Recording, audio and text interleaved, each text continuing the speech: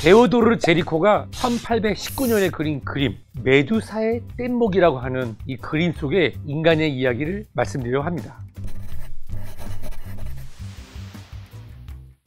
의사가 들려주는 그림 속의 인간 이야기. 1816년 프랑스 언론에는 매우 떠들썩한 기사가 났습니다. 자초되었던 메두사가 뗏목으로 어떻게 탈출되었고 그 안에서 죽어가면서 서로를 죽이고 심지어는 동료의 시체까지 뜯어먹었던 일을 공개한 것입니다. 사람들이 만들어낸 사회에서 동물의 약육강식의 방식, 이것이 조금 더 나아가 보니까 국가의 사회 지도층의 부조리까지 나타났던 것이어서 굉장한 충격을 줬습니다. 자, 이야기는 이렇게 시작됩니다. 배가 출항할 때 가장 중요한 것은 여러 가지가 필요하겠지만 당연히 선장입니다. 근데 선장이 어떻게 임명이 됐냐고요? 선장은 루이 18세의 최측근으로 퇴역한 지 오래되어서 감각이 떨어지고 주변인의 신뢰를 얻지도 못하는 사람이었지만 왕당파의 줄을 잘 서서 선장 자리를 차지한 인물이었습니다. 이 사람은 식민지 건설이 잘 되면 부와 권력까지도 줄 수 있는 사람인데요. 실제로 이주민이 한 400명까지 타고 갔습니다. 문제가 뭐냐면 아프리카 해안에 다다랐을 때 메두사호는 암초에 걸려서 자초되고 배를 버리고 살아나야 되는 그런 절제정명의 순간에서 구명보트는 겨우 250명밖에 탈 수가 없었습니다. 구명보트에는 과연 누가 탔을까요? 선장과 높은 관직의 사람들이 구명보트를 차지했습니다. 힘없고 가해죽의 사람들은 구명보트를 탈 수가 없어서 부서진 배로 뗏목을 만들어 타는데 이것이 바로 그림에 나오는 메두사의 뗏목입니다. 처음에는 이 구명보트에 뗏목을 매달아서 탈 생각이었는데요. 실제로 그건 어려웠죠. 여기에 공식적인 자료는 없습니다만은 뗏목을 달고 다른 사람까지 살려야 된다고 생각했을 때 위험을 느낀 선장이 밧줄을 끊고 항해를 했을 가능성이 높습니다. 즉 선장은 무능한 항해로 배를 난파하게 만들고 그것도 모자라서 자신들만 살겠다고 나머지 사람들을 버렸습니다. 이 버림받은 사람들의 얼굴을 한번 볼까요? 왼쪽에 있는 분 이미 돌아가셨죠. 이분의 얼굴을 보면 희망도 없고 절망 속에서 죽음을 받아들였습니다.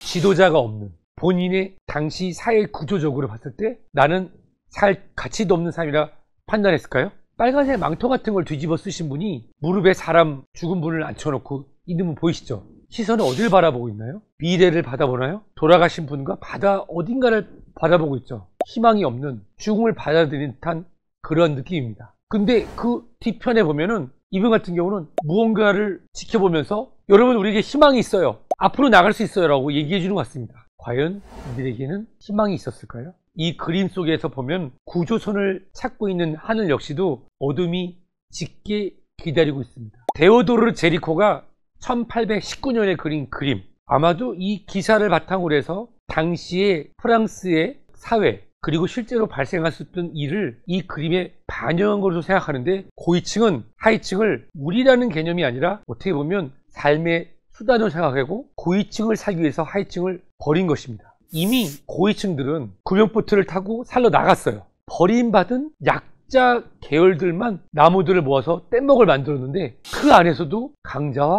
약자는 여전히 존재했습니다. 뗏목의 중앙을 차지한 사람들은 알고 보니 바로 상급 병사들이었고요.